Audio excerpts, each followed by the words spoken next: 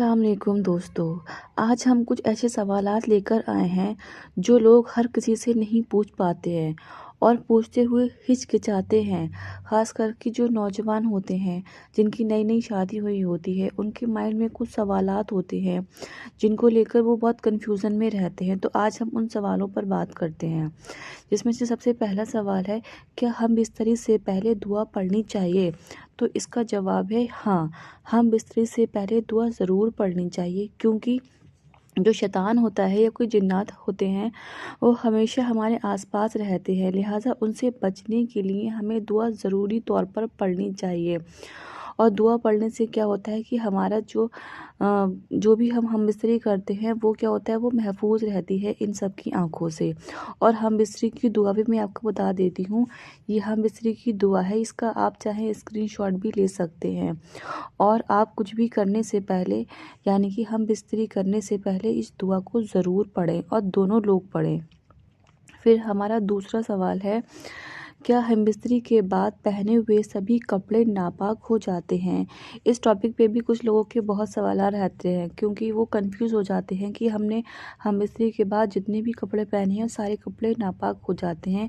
लेकिन ऐसा नहीं है, हम बिस्तरी के बाद पहने हुए सारे कपड़े नापाक नहीं होते हैं। जिन कपड़ों पर सीमेन लगा होता है सिर्फ वही कपड़े नापाक होते हैं। ख़ास तौर पे क्या होता है, हम बिस्तरी के बाद इनर गारमेंट्स पहन लिए जाते हैं तो इनर गारमेंट्स ही सिर्फ नापाक होते हैं, उसके ऊपर पहने हुए कोई भी कपड़े नापाक नहीं होते हैं। तो इस कन्फ्यूज़न से आप दूर रहें कि हम बिस्तरी के बाद सारे कपड़े नापाक नहीं होते हैं। बस जिस कपड़ों पे सीमेन लगा होता है या जो भी है चीज़ वो लगी होती है अंदर से निकली हुई, सिर्फ तभी नापाक होते हैं, वैसे नापाक नहीं होते हैं। फिर कुछ लोगों का तीसरा क्वेश्चन है, क्या हम बिस्तरी से पहले वज़ू करना चाहिए? तो इसका जवाब है कि हम बिस्तरी के बाद हम बिस्तरी से पहले ये ज़रूरी नहीं है कि आप वज़ू करें। लेकिन अगर आप वज़ू करेंगे तो आपको अच्छा रहेगा, क्योंकि वैसे भी हमें हमेशा वज़ू में रहना चाहिए। वज़ू में रहना अच्छा होता है, लेकिन यह ज़रूरी तौर पे नहीं आया है कि हम बिस्तरी से पहले वज़ू करना ही चाहिए।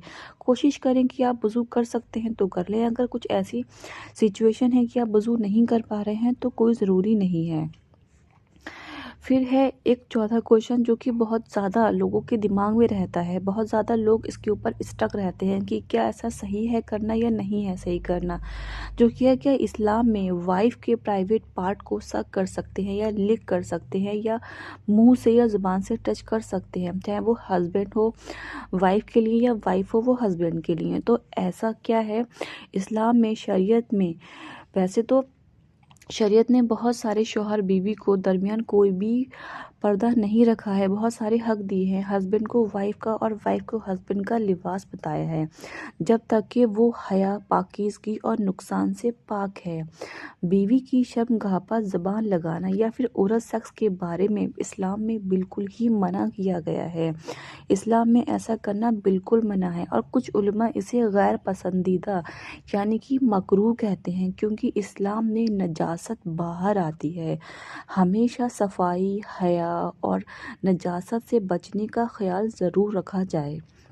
हस्बैंड को वाइफ के प्राइवेट पार्ट और वाइफ को हस्बैंड की प्राइवेट पार्ट को अपनी ज़ुबान से टच नहीं करना चाहिए, मुंह नहीं लगाना चाहिए। इस्लाम में औरत सेक्स करना बिल्कुल मना बताया गया है। इसीलिए आप लोग इस बात का ज़रूर ख्याल रखें कि आजकल नौजवान क्या करते हैं, पॉर्न देखते हैं और उसी से एक्सपेक्टेशन भी करते हैं एक दूसरे पार्टनर से, जो कि बिल्कुल गलत और हराम बताया है इस्लाम में।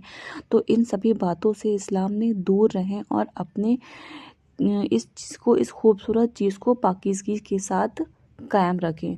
आई होप आप लोगों को ये वीडियो पसंद आई हो, और इस चैनल को सब्सक्राइब और वीडियो को लाइक और शेयर ज़रूर करें ताकि और लोग भी इन बातों को समझ सकें।